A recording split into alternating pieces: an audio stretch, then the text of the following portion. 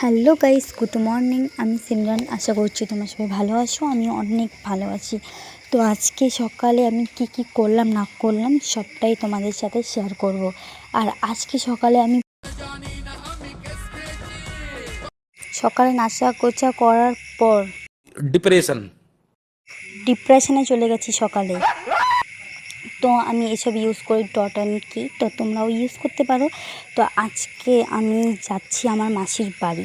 So actually ব্যাপারটা হচ্ছে যে যেদিন করে আমাদের সকালে স্কুল থাকে সেদিন করে আমাদের তো 6টার দিকে উঠে স্নান করে খাওয়া দাওয়া না করেই চলে যেতে হয় স্কুলে। আজকে থেকে 10টার দিকে স্কুল হয়েছে, আর আমার তো খুশিতে আজকে ধরছেই না মন।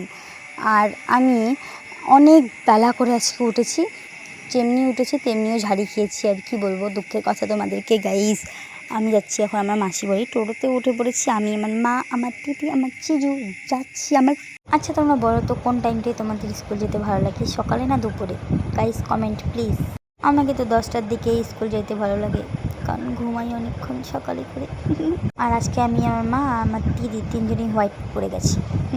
হোয়াইট হোয়াইট হোয়াইট আরে সাদা সাদা সাদা পড়ে গেছে। আর টোটোতে উঠলেই তো আমাদের দু বোনের নকশা শুরু হয়ে যায়। ওটা দেখে আমার মা বলছে নাটক। কোনো মানে হয় এটার নাটকটা বলার জন্য?